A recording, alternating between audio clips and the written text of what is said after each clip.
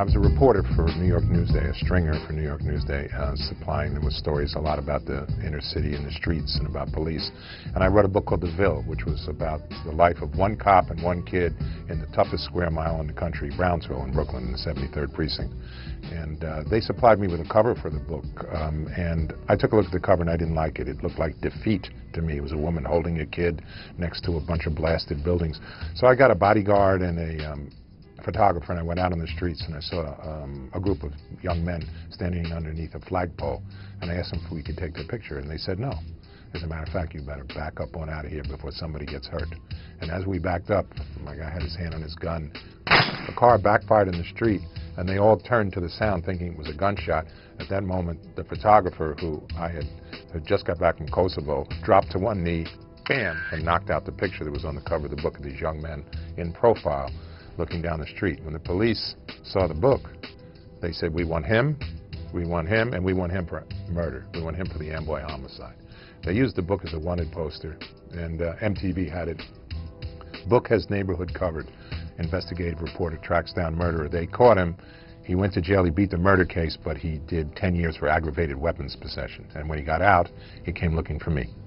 And I figured instead of hiding from him, I'd meet him. I met him in a bar over here on 8th Avenue, and he walked in the door, and we discussed our situation. He had an interesting comment. He said, I'm a reasonable man. And based on that, we decided to write a book about his re-entry into society, his reinvention of himself from the streets to his new life.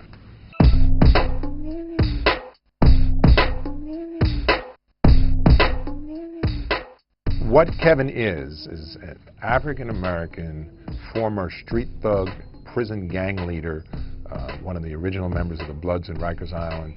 That person has become an icon in America. Kids don't say, oh, that's cool anymore. They say, that's G, that's gangster. He's looked up to, he's hyped beyond reality by gangster rap. Half the country is afraid of him, the other half is fascinated by him, and he's like the new American cowboy. People all over the world dress like him. The droopy pants, the oversized clothing that they wore to conceal guns. That life, I thought, well, let's give it a fair look. Let's really look at it. And so I thought, and also the re-entry into society of so many black men trying to find lives after prison. I thought those two stories should be told.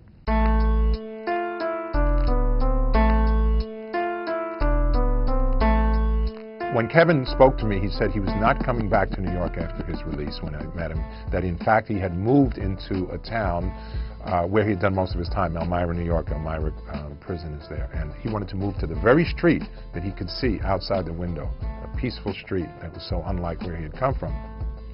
In fact, he did that. But when he got there, he found he wasn't the first black man to move in to that mostly white town, but there had been a number of other black men who had married or had children with white women, so much so that they called the neighborhood Zebra Town.